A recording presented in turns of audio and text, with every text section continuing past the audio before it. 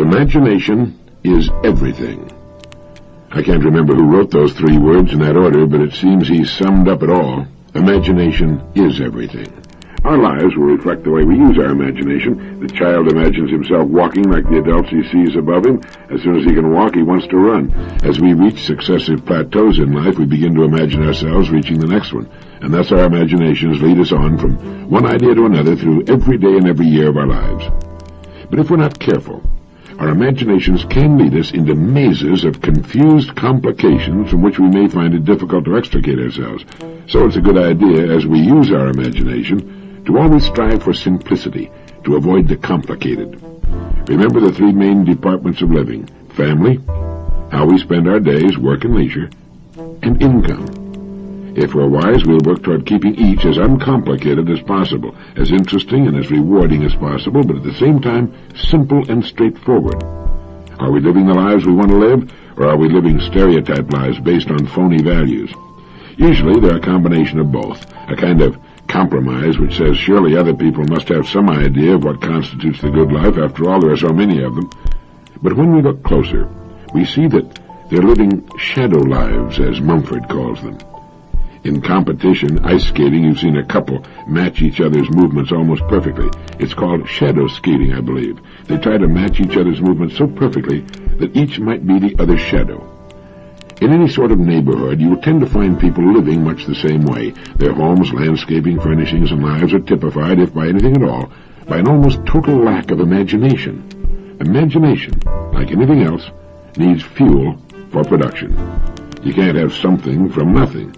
Thomas Edison said, "I'm a sponge. I want to know the answer to everything."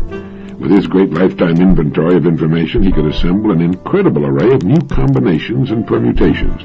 Electric light is a combination of elements, and so is any good idea, or any bad idea for that matter. Most of us make the mistake of not asking why. Why do I live here, in this house, rather than in some other house? Why this life instead of another life? Why this work instead of other work? Why these rewards instead of others? Now, this doesn't mean we'll change anything necessarily, but at least we'll be living lives that have been examined and found to be to our personal liking. We'll know that we're not living the lives we're living simply because they reflect and are pretty much composite copies of the lives we see about us. There should be, to my way of thinking, deep main currents in our lives. Our family lives, our work, and our leisure, and our rewards in the form of income. Our family lives should be good and richly satisfying. What is our input here? How are we using our imaginations to bring meaning, charm, and love to our family relationships? It's an ongoing process that should become richer and more meaningful with the passing of time. As we grow older, we should come to love each other more, instead of it being the other way around. Imagination can bring this about, making allowances for unmanageable neuroses or even psychoses that may crop up. I've often thought of producing appointment calendars with weekly reminders that we should think of something interesting to do for those we love, to let them know we don't take them for granted. A dinner out, a weekend trip, flowers, a card, a phone call, a gift, maybe nothing more than a big hug and the words, "I love you very much." The 5 most important words in the language when arranged in that order. Or planning a really interesting vacation 6 or 8 months in advance, instead of waiting until the last minute and finding yourself with nothing very interesting to do. How about your home? Is it what you want? H.L. Mencken once commented that the average home is a house of horrors and doesn't reflect poor taste so much as it reflects no taste at all. People tend to order their steaks medium, and their homes and lives the same way. Medium rhymes with tedium. The family is the most important part of the life of most of us. What good is accomplishment if there's no one with whom to share it? What good is anything if there's no one with whom to share it? And since the family is first in importance, it represents a fertile field for the imagination, not just for the woman in the family, but for the man, and hopefully the kids as well. Family creative thinking sessions are a lot of fun, and a never-ending source of good ideas. Check every idea for basic simplicity. Avoid complication whenever possible. Next, imagination as it applies to the way we spend our days, our work, and our leisure. Let's take them in order. No matter what it is we want, if it's within the realm of reality, we can get it through imagination applied to our work. Nothing now being done by man is being done the way it can and will be. Everything will be done much better. Not can be, will be, whether it's the result of our applied imagination or not. People who resist change in their work are impediments to progress, yet the first words the new person on the job usually hears are, "Now this is the way it's done around here." A business leader made the comment that if we're doing anything this year the way it was done last year, we're obsolete. Now that's an extreme generalization, but deserves careful attention. In most things it's true. Now, while getting new ideas in business is usually the best way to guarantee unpopularity, it's still the only way to renewal and growth. People resist new ideas from the top to the bottom of an organization, especially if it's an older organization. Championing a new idea is a lonely business. But if you believe it's a good idea, if your research causes you to believe it will be of significant benefit, and the costs and disruption necessary to test the idea are not completely out of line with its ultimate benefits, then fight it through. Do it as diplomatically as you can, make as few enemies as possible, but fight it through if you believe in it. The object of management is not to be loved by the people in the organization. It's to make things happen most profitably for all concerned, particularly the customer. People historically have stood in the way of virtually every good idea, and especially if it isn't theirs. Your good ideas can lead to your dismissal from an organization. But ideas are more important than a job. With good ideas, you have independence. There's always a way to succeed. A friend of mine found he couldn't get his ideas through the board of directors. He resigned, and beginning at about the age of 60, he built a $300 million a year business on his rejected ideas. Walt Disney used to ask 10 people what they thought of a new idea. If they were unanimous in their rejection of it, he would begin working on it immediately.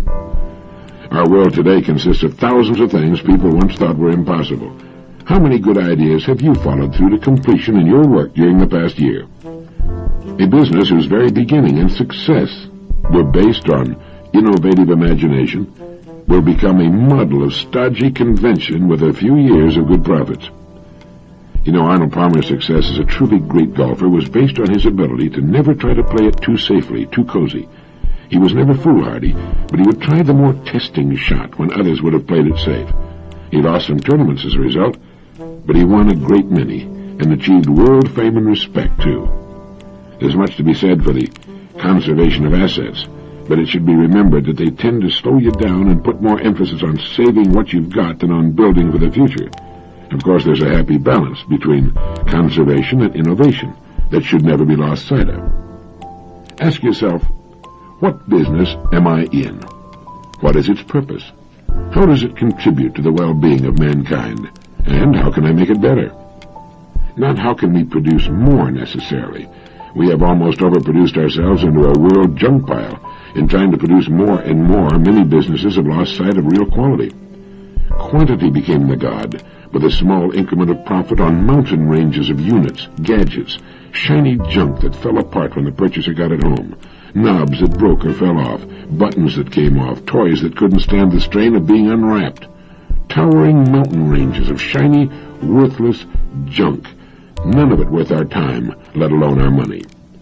There's a rapidly growing avant-garde that will one day represent the majority of the population that is determined to buy quality, and they'll go to any country to get it. We can satisfy this growing, discriminating market now and in the years ahead. Many of our fastest-growing companies are proving it, but it means going back to the old verity. Quality first, quantity second. Both can be achieved through human imagination, the most incredible agency ever to appear on Earth. It all comes back to what we want, and more importantly, what we want to be as persons. A good profit and a steady growth is all that we need in business. We don't have to shoot off the top of the page. But the chances of truly spectacular growth are better via quality through imagination than through quantity for quantity's sake. It makes no difference whether it's a yo-yo or an automobile. Over the long haul, quality will win out. If the size must be reduced to maintain price and improve quality, we should make it smaller. There's always a way through imagination. You know, each of us has a gold mine between his ears. If he fails to mine the gold, well, that's his business. But it's there, all that we could want, and much more. Now, as to input, we should never stop building our store of information.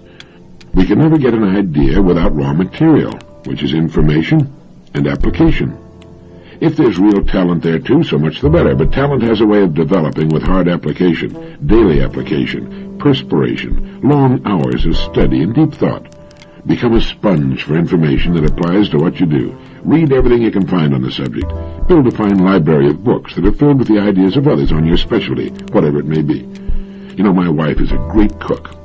She must have 30 cookbooks. People who say they're great cooks without ever reading the ideas of others are kidding themselves. I know a writer who refuses to read the works of other writers. He's never amounted to much. Great painters have always learned more from other painters than they did from nature, and they still do. Somerset Maugham laboriously copied the style of writers he admired. I mean, he would sit and copy page after page of the actual words they wrote, so that he could learn how they wrote.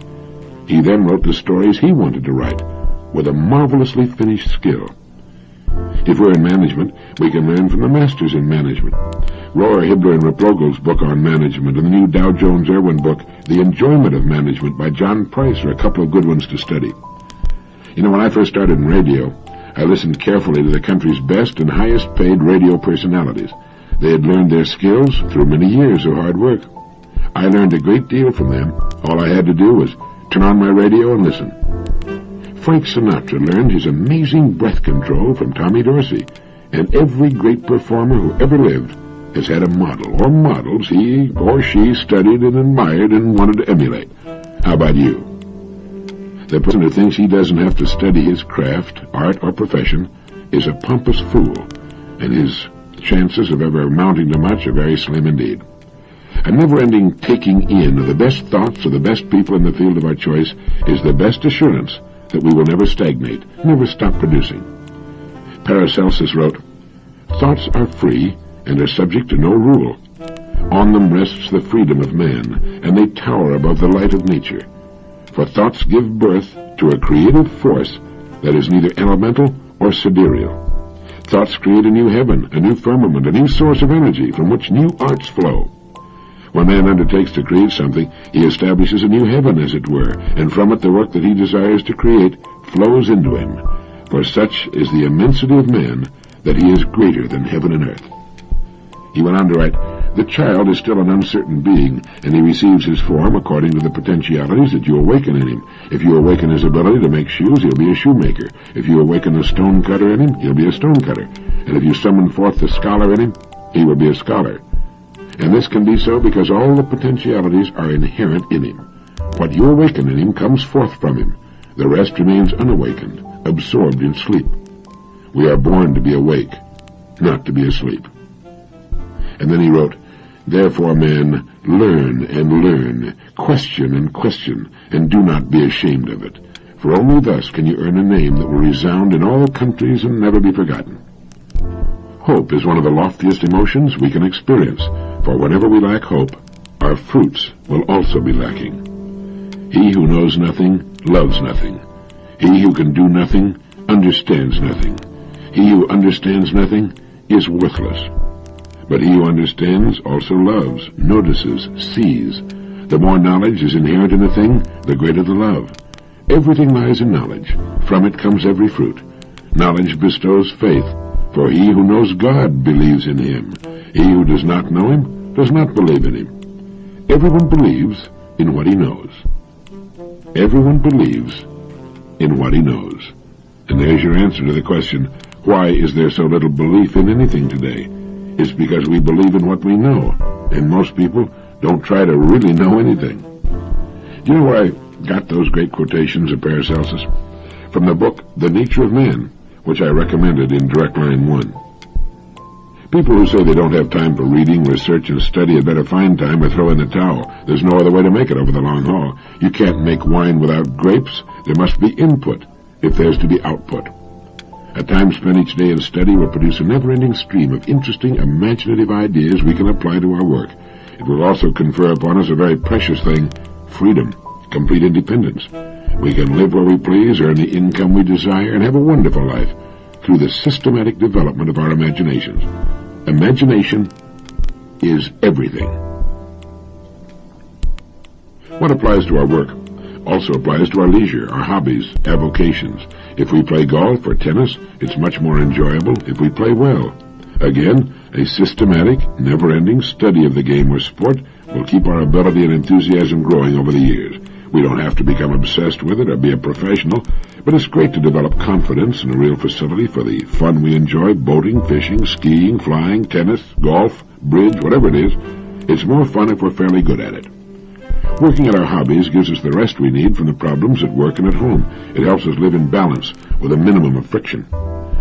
You know, scientists are in agreement that the old biblical admonition is correct when it says, "He that is slow to anger is better than the mighty, and he that keepeth his spirit is greater than he that taketh a city." If we can catch the vision that life is lived from within out, that it's not so much what happens around us or to us as what happens in us that counts, we can set our own pace, live our own lives, meet situations and people objectively without fear or resistances, and we can become healthier and as prosperous and happy as we want to be. Anyone who knows anything about mechanics knows that friction is the enemy. Steel wheels on rails reduce friction almost to the vanishing point, and an enormous, almost unbelievable load can be moved great distances with surprisingly little power. I had dinner in a restaurant in San Antonio the other night at the top of that great tower that was built for the Hemisphere, and the owner of the restaurant told me that that entire thing turns with a 1.5 horsepower motor. Steel, frictionless balls working on steel rails. We can do the same by reducing friction from our lives. The more friction, the slower we must move with greater effort. Some men in medical research go so far as to say that man has within him a health-maintaining force sufficient to keep him alive and healthy almost indefinitely, if it were not for the destructive effect of uncontrolled emotions. As James Allen wrote, "The calm man, having learned how to govern himself, knows how to adapt himself to others, and they in turn reverence his strength and feel they can learn from him and rely upon him." In all the departments of living, developing calmness, serenity, is worth any effort. It typifies the great person, the true professional. It takes daily practice, especially if we're not a naturally calm or phlegmatic kind of person. The calm person moves ahead. People just naturally look to him for leadership, especially when things aren't going as they should. But not enough has been said about the contributions calmness makes to good health. Good health in man, as it is in all living things, is the natural state.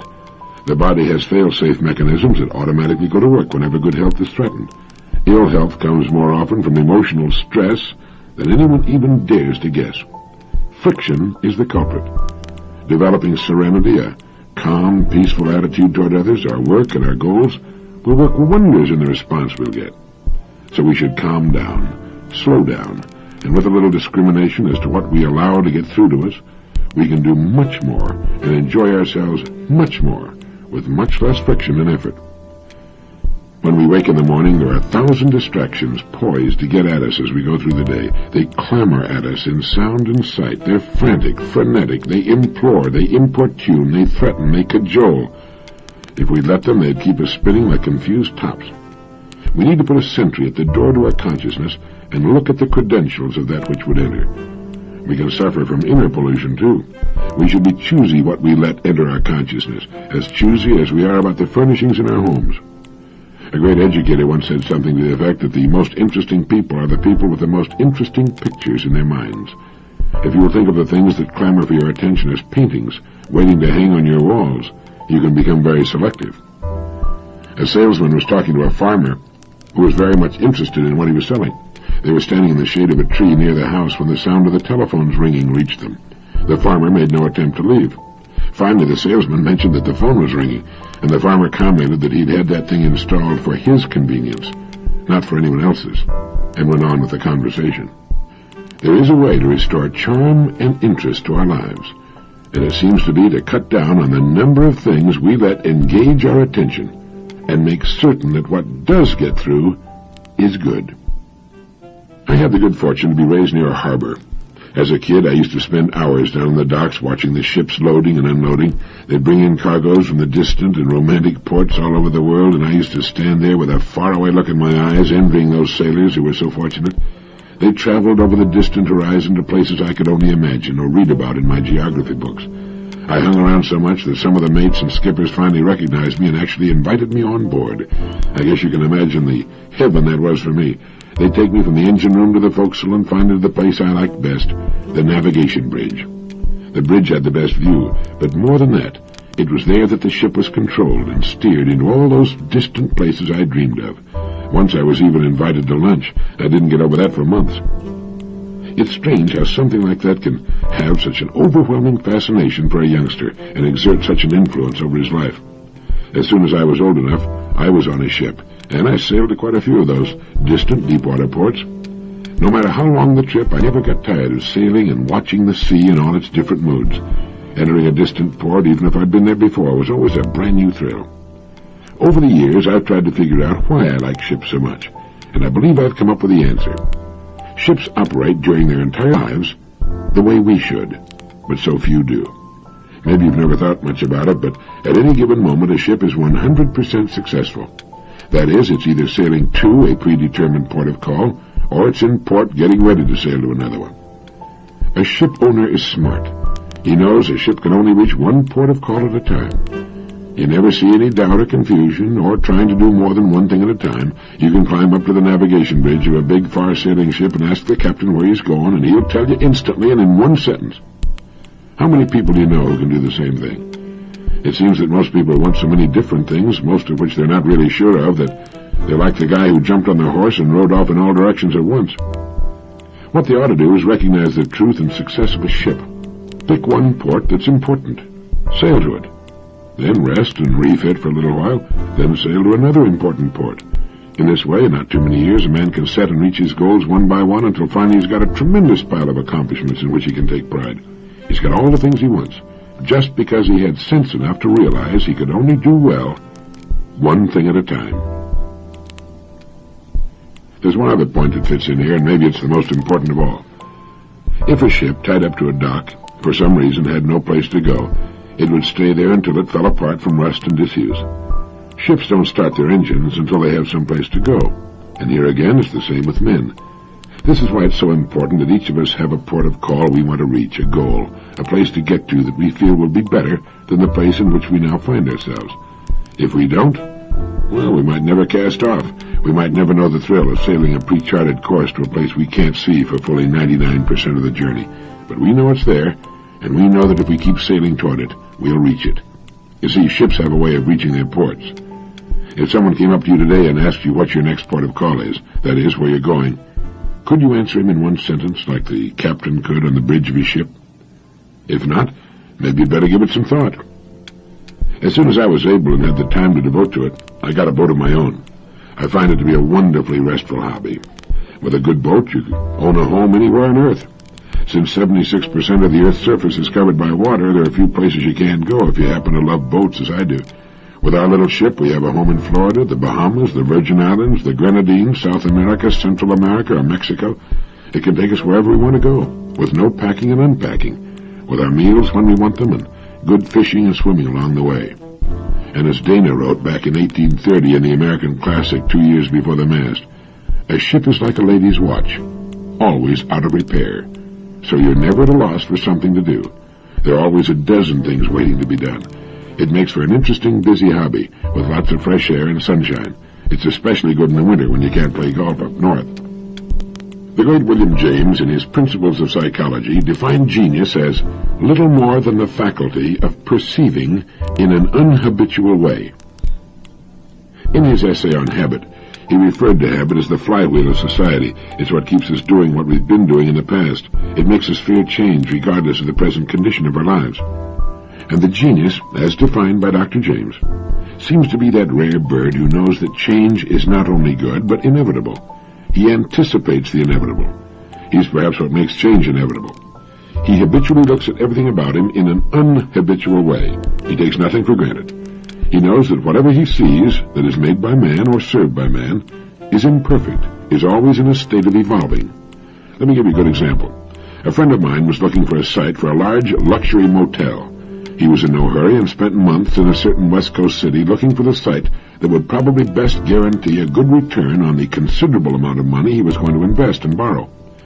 He found the perfect site. It was near a large university and at the confluence of 5 main roads, one of which was a heavily traveled highway. It was also within the city limits, which would mean a large local trade for the restaurant. There was only one hitch.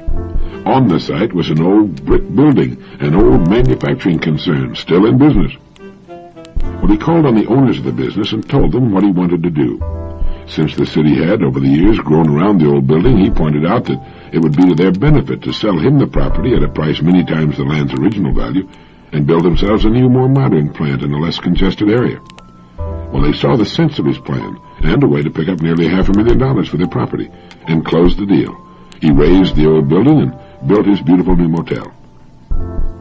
Later, he discovered that many people in the motel business had looked upon that site as ideal for their purposes, but had written it off because it was already occupied. He saw it not with the old brick manufactory on it, but instead with his beautiful new motel sitting there. He had looked at that corner in an unhabitual way. Everybody benefited, including the community, by his genius. I think each of us can greatly increase the value of his life by taking to heart Dr. James' definition of genius, by looking at things about us, in our home, and particularly in our work, with new eyes, with the eyes of creation. We can form the habit of seeing things not as they are, but as they perhaps will be, as they could be, as our changing world will insist they be in the future. Our lives are full of old brick buildings that have stood there for too long. We just don't see them anymore, or if we do, we just assume they'll always be there, and maybe they always will, if we don't do something about them. In case the idea impressed you as much as it did me, here's Dr. William James' definition of genius again. You might want to remember it. Genius is little more than the faculty of perceiving in an unhabitual way. Speaking of Dr. William James, he also had something to say about the interesting phenomenon known as second wind. In his essay on vital reserves, he points out that everyone knows what it is to start a piece of work, mental or physical, feeling stale, and we know what it is to warm up to a job. But before too long, we feel the first signs of fatigue.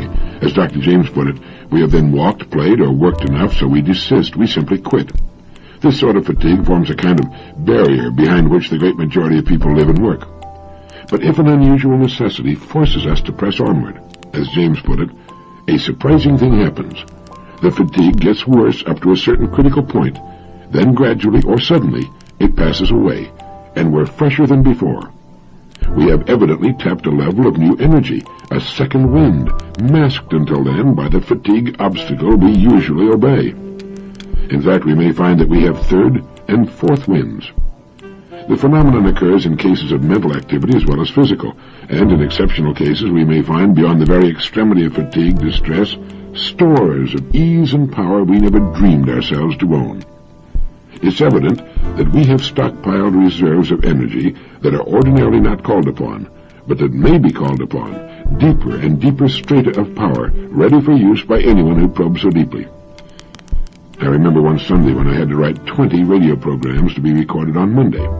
I got started at 9 in the morning, and by 5 in the afternoon I was bushed, but I had 10 more shows to write, so I kept at it. Suddenly, I felt better and had more energy than at any previous time, and by 1:30 the next morning, when I finally completed program number 20, I felt great. I felt I could keep going forever. 16 and a half hours of steady mental work and typing, and I was fresher than when I started. Great things are done by so-called high-energy people, but I'm sure most of us don't know about or forget about the great reserves of energy which lie dormant in us. Each of us has a tremendous second wind, mentally and physically. Passing through the fatigue barrier to reach these deep reservoirs can make the difference between ordinary or unusual success, between existing and really living. It's good to know we have it.